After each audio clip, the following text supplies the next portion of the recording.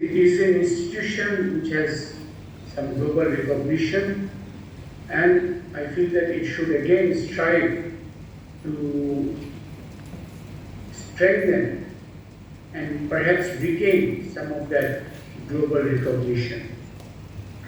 I want to also emphasize one point at the very outset. We've heard the research programs, research activities which has been going on, the training activities, the overall vision by the Director General, and even our colleague from CDAC also mentioned some of the issues that should be highlighted. Dr. Hamid Khan, of course, is most well known for his the Kumilla model and the pillars of that model. But I also feel that Dr. Hamid Khan's another dimension of his contribution or of his legacy, which you need to really keep in mind today, is that all his ideas were also value-driven. He had the ideas of social justice. He had the ideas of sustainability. And this value-driven approach to trying to bring about social transformation is a very important lesson that we need to remember in today's world, where inequalities have grown enormously and various types of injustices are actually rampant, not just in the political sphere, in the social and economic sphere, but in the development sphere. So I really want to remember this particular dimension of Dr. Hamid Khan.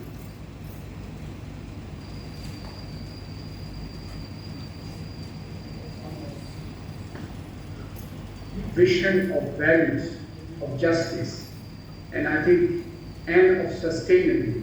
So that's the first point that I want to really highlight in this annual planning conference of PAR. The other point that I want to highlight is, I think, the Director General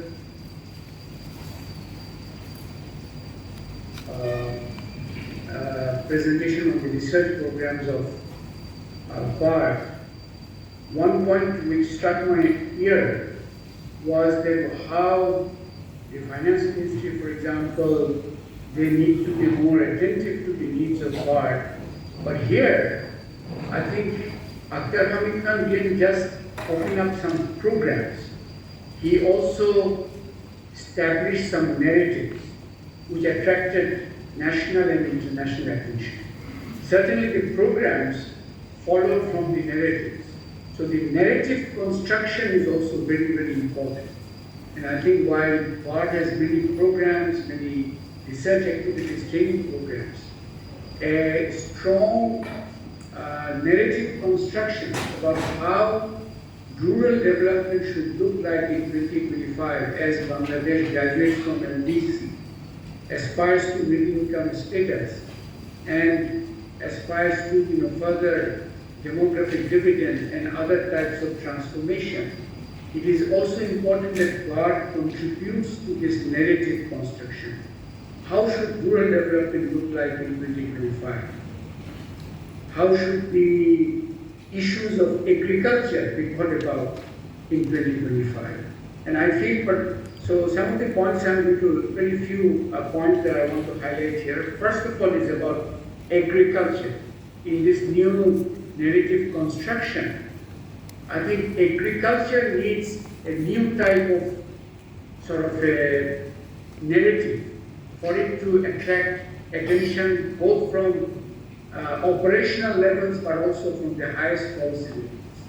Agriculture, we have been accustomed to think of agriculture as the sector of yesterday. But in reality, my personal assessment is that agriculture in Bangladesh today is poised to become one of the key next growth drivers of the Bangladeshi economy. This role of agriculture as the next growth driver, I think, needs to be highlighted. What does it mean? We need that narrative construction. And I think that agriculture needs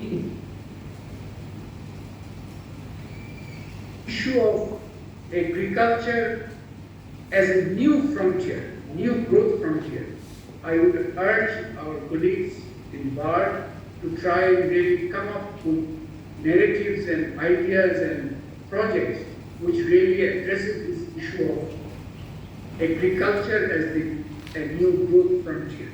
In here, again, keeping in mind the value, the importance of Akhtar Hamid's focus on the issues of justice and value, we also need to think of what is the new role for smallholder agriculture as Bangladesh agriculture evolves further. When Green Revolution came in the 1960s and 70s, there was an initial fear that the small farmers would disappear, but they did not. They managed to find their staying power and they actually prospered during the Green Revolution. In this new phase of agricultural transformation, we also need to rethink how are these smallholder entities, how can they be given opportunities and direction by which they also remain an important player in the process of transformation.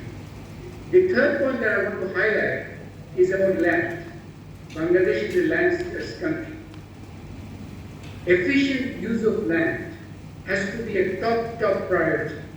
In the Rawalpindi area, I'm sure Shishup's motion is the audience, how the one-cropped land of Rawalpindi has been transformed into multiple income-earning opportunities by this floodplain fishery is an example of how newer uses of land is being done.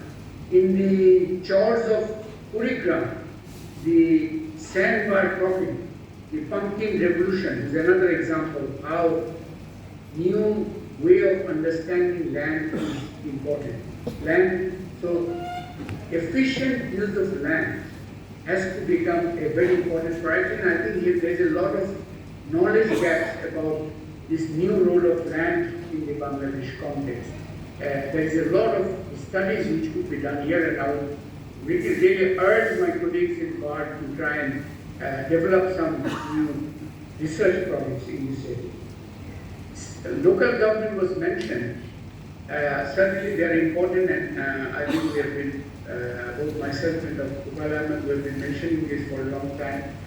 But I want to re-emphasize one aspect of local government in which BARD, in terms of planning, should become involved, is that local government the link between local government and local economy regeneration.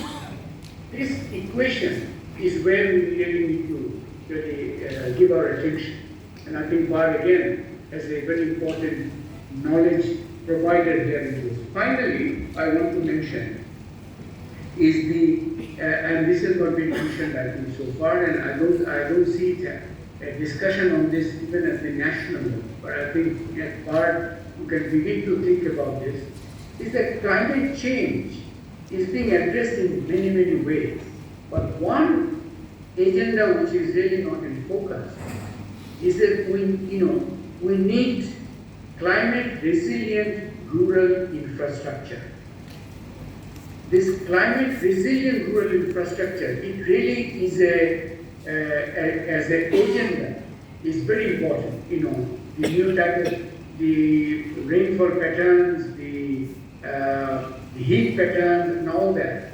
That has a consequence of the durability of infrastructure. This is an agenda. I think it's a very new agenda, but BARD would do well to take this on board as a leader in the climate resilient rural infrastructure.